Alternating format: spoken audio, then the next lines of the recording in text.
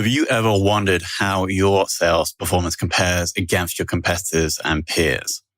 The B2B Sales Benchmark Report provides the definitive guide to what success looks like in 2021. See how you compare in terms of win rate, sales cycle, average deal value, relationships, and engagement. You can see the results and get the full report at ebsta.com/B2B-sales-benchmarks.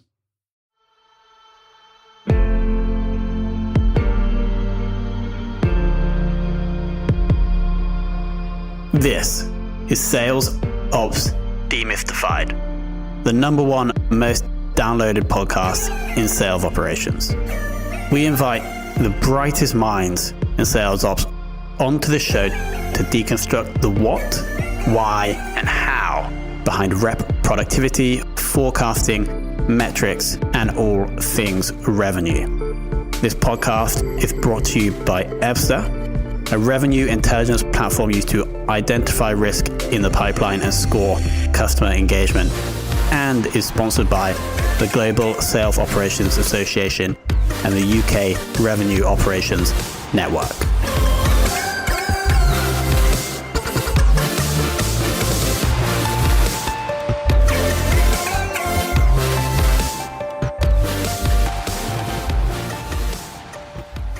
Hello, and welcome to another very special episode of the Sales Ops Demystified Podcast. Today, we're joined by an extra special guest, Stephanie Kaup, who has an interesting background that we're going to jump into, but is currently in the sales ops team at a large tech company that we will not name. Stephanie, welcome to the show. Thank you so much for having me, Tom. I'm super excited. So I am super interested about something that you said just before we hit record. And this was about how your previous career, fighting career, karate, I believe, helps you in your day-to-day role in sales ops. Can you elaborate a bit more about that? So first of all, I have a background in martial arts that's spans over almost 25 years. Actually, I think it's like 27 years by now. And the main part has been karate. Then I've done a lot of other martial arts because once you get into it, you can't stop. And I've been reflecting quite a bit over the fact how much it has helped me in my career in getting the confidence and calm that you need, especially when you work a lot with sales. Sales can be very persistent. They can go in and negotiate with you and argue for their sake. And at some point, my role is to do the best for the company and for the customer. And sometimes that might not be aligned with what sales always want. And I then need to remain calm and composed. And I just realized that all those years of martial arts just makes me able to funnel out that energy and not get into the same game. Because if I get agitated, they will push it up, and then we're ending off in the wrong direction. So I think I get a lot of my calmness from the martial arts. So you learned that reacting to to a situation like that is not productive in let's say a slightly high pressure environment than sales ops, and so therefore you've been able to translate that approach into the day-to-day work, and it's helped you measurably. Do you think your performance is 20% better? Do you think because of that? Oh, definitely. I mean, martial arts is basically playing chess while someone is hitting you in the face. So it's the ultimate pressure. You know that the person on the other side wants to beat you, and most likely in the face. And when you then go into a meeting with sales, and you feel that they're bringing that same kind of body language or aggression, or they're unsatisfied, it's easier to somehow handle it because you've been exposed to that kind of pressure. And I think I'm able to focus better and make a good call in that given moment based on the fact that I've been exposed into that same situation in sports. Awesome. Now, just to give the audience a bit more perspective, how long have you been in sales ops? Can you share any more info about what you're currently doing or responsible for in the world of sales ops? So I've been in sales ops about, I think, 7-8 years, give or take. And my main remit has been the Nordics and Northern Europe. So it's the Nordics and Benelux. I just recently moved into a broader role where I'm going to cover the broader EMEA perspective. And I've always been working through a business partner. So I had a business partner with whom I would figure out the strategy 1 to 3 years, but I was also responsible in translating everything into operations and make sure that we had a clear plan of execution for everything. So it was everything from really like high level, like how do we build the org, like how do we accelerate business, how do we make sure that we have a long-term sustainable and growing business, making sure that the here and now was working. Got it. That makes sense. Over the 6 to 7 years, how have things changed? I think there is a better and bigger understanding for sales operations, not only in the company I'm working in, but in the entire market.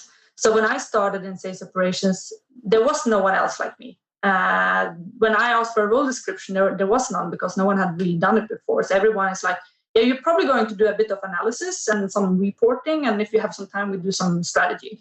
So I feel that we have become a very important business partner of the business. And I think if you look in a lot of tech companies, but also startups and I would say like companies in the forefront of development, a lot of them have sales operations people.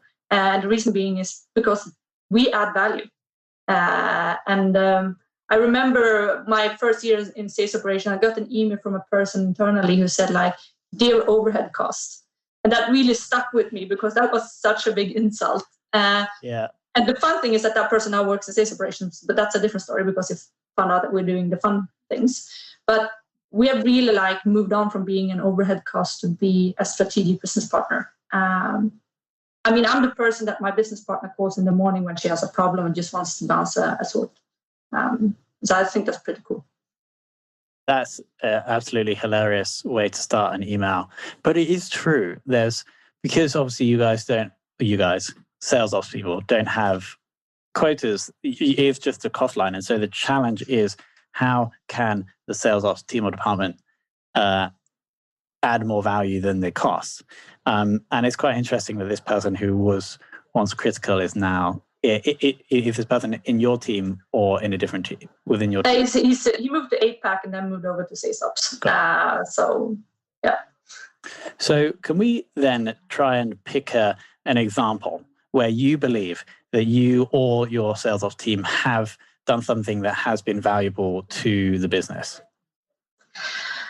That's a very good question, but I think anything we do, let's pick like strategy. We're supposed to create an organization that's sustainable and growing and responds to the market in the best possible way. Here and now, when we're doing it, when we're designing that org, sales might not perceive it as value adding or we're doing the right thing. But once it's launched and it's working, I've had cases where people come back to me and said like, oh, well, you were right. Like that investment we did in digital native totally made sense. So the thing is that we very rarely get the immediate praise for things that are working. But in the longer term, if the business is successful, that is recognized. And I think a lot is the strategic work. And that's often the things where you have a bit of butterflies in your stomach, almost like you're not entirely sure if you're going to the right direction, but sometimes you just need to make a bet and then it works out and then everyone is super happy about it. It can, of course, go the other way around, but at least we were there supporting our business partner to make a good decision. Sure. If you were to join a new business, and let's say there was a team of 1,000 reps, there was 7 people in the sales ops team, and you were coming in to lead the team, what would be one of the first things that you would look at? A very broad question. But yeah, I think honestly, it always starts in the operations and understanding where the organization is right now. Because in the operations, you will see where the company is struggling.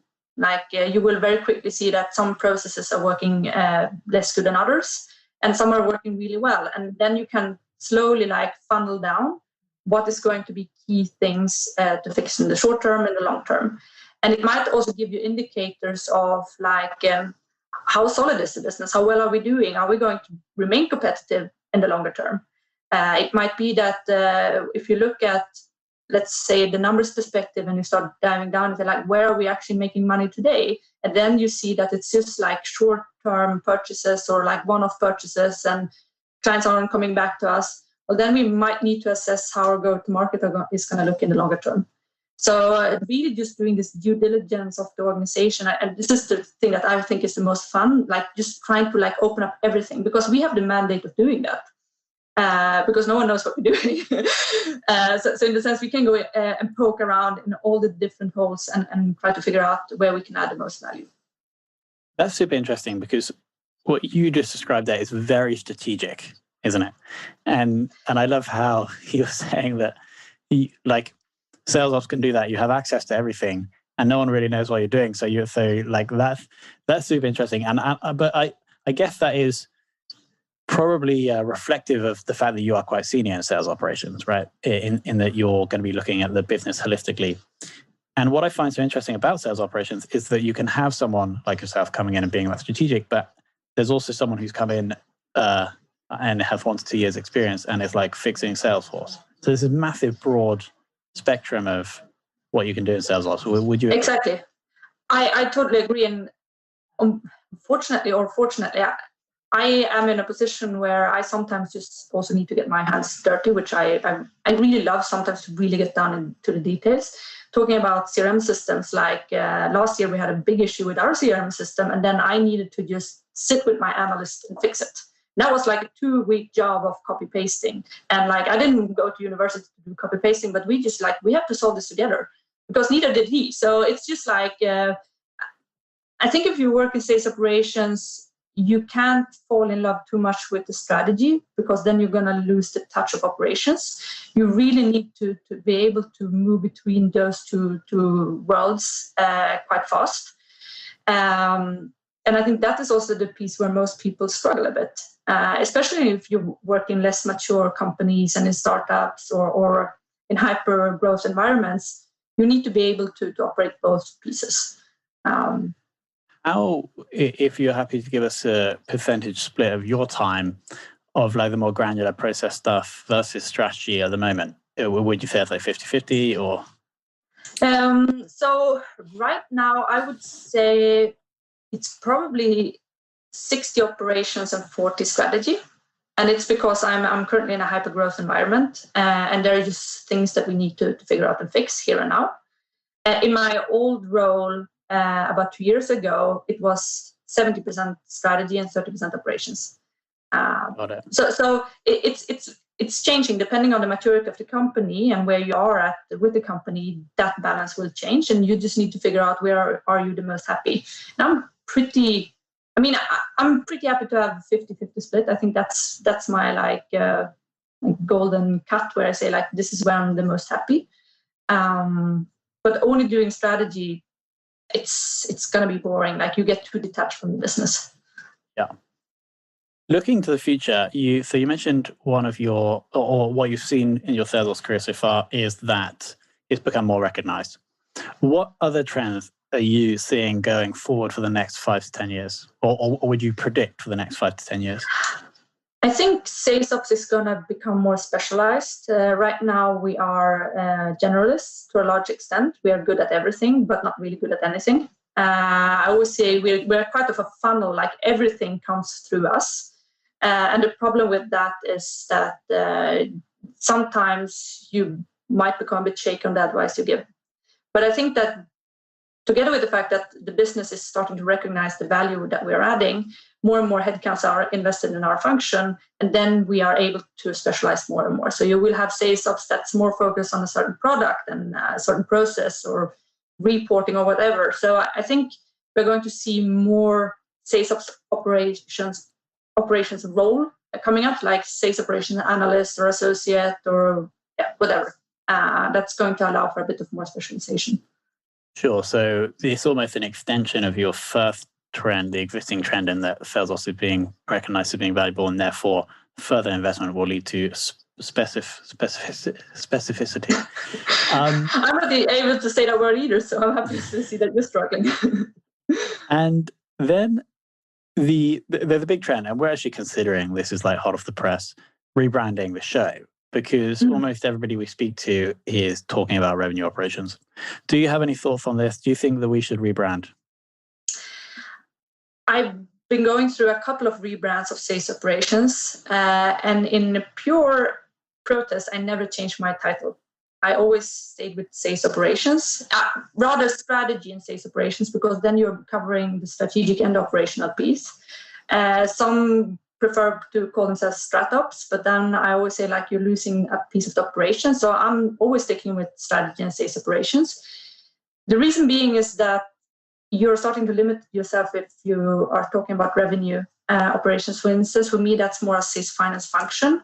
And yes, we can tap into that, and parts of it might sit in our parts of the business. But again, I would say that's more like a subset of what sales ops can be doing, rather than like the main task. So I would hate to not be able to like develop our go-to-market strategy just because my name is RevOps or something similar. Interesting. And this may be a function of the size of business that you work in as well. Yeah. In that that type of sales ops may not exist. But I don't know. Who knows? Again, like we will see a lot of different kinds of sales operations. And as long as we are there to give the best support to the business, I think we're doing the right thing. I mean, you see companies where you have a C staff and then you have RevOps instead. And that combination together basically is sales operations. So it can have many different forms. Awesome. Before we move to the final questions, I'd like to talk about managing relationships with reps, specifically because you mentioned about at the start the impact of your fighting career. How, apart from obviously staying calm, how else would you recommend that someone relatively new to sales operations builds the relationships they need? Actually, not just with reps, but with other stakeholders in the business as well. What do you think is the right strategy to approach those relationships? That's a very good question. I think one of the key challenges we will face, like the first question you will get from sales is, what have you ever sold in your life? So you would have a challenge with them challenging you about the fact that you haven't done their job. So why should you give advice? Why should you give advice about the go-to-market? Like my business partner, she has 10 years amount experience in the business, and I'm sitting and giving her advice. So I think building the credibility is key. And one piece of it is just sitting with sales, follow them into client meetings, be in their shoes as much as possible to really understand the day-to-day business, to be able to give better advice. And especially if you're more junior and you don't have that set of I have this is for me how this kind of org looks like. This is like, I have a solution for everything because I've already tested a lot of solutions, but being entirely new into the job, you need to build that experience. And the best way of doing it is by just talking to the people who are actually doing the job and building the credibility. By having that network and being able to using their language, you're going to accelerate your career tenfold. I think the biggest mistake sales ops is doing is trying to lock themselves out and almost building a wall around their org, which might be a good idea under high pressure times when you are very exposed to sales and they might not be super happy with the current situation, but it's not a long-term solution. You need to work with the people who are actually doing the job. Yeah, that makes sense. I'm almost tempted to kind of title this episode, The Biggest Mistake in Sales Operations. That makes total sense. That I could almost feel myself be tempted to, if I jumped into a new role, to be I need to work this out, I need to sort this out myself, as opposed to just sitting down with the reps. Exactly. So that makes total sense. Okay, now the most important question. Who in the world of sales ops would you most like to take for lunch? It's a very difficult question because I've talked to Tim Hurst, who has been on an earlier episode. We got in contact because we started to wondering, are there other sales ops people out there in Stockholm? And we realized, well, at least there are two because we are here. And then we started checking out people on LinkedIn and realized there are more and more sales ops people. So I wouldn't pick one single sales ops person, but my dream scenario post-COVID is to go to a dinner with, let's say, 10 10 sales operations people and just exchange thoughts. Because every time I talk to sales operations people, I realize that what I'm doing is not unique, and I'm not like my issues and problems are not unique. And there are other people who have faced similar challenges, and we can help each other solving them. So that would probably be like my dream lunch or dinner, like meeting with like top 10 sales ops people in Stockholm and just have a knowledge exchange. Well, first shout out to Tim, but yes, for sure, you guys should definitely do that. And there definitely will be a load of awesome sales ops people in Stockholm. I'm trying to think. I don't think we've interviewed any other people from Stockholm, but as and when we come across them, I'll introduce them to you guys so they can join your dinner. Please send them our way. We made it our task to create a list of people. Tim has of course already delivered on it. I still need to do my list, but we're aiming to do something more structured. Come on, Stephanie. Amazing. Stephanie, that was a really awesome, high level view at your experience in sales ops, but also what's coming in the future. I want to thank you so much for coming on and giving us your very valuable time. And if anybody is interested in learning more about Stephanie, they can just simply click on the link that will be below this video or this audio file on your podcast listening app. So Stephanie, thank you so much. Thank you so much for having me, Tom.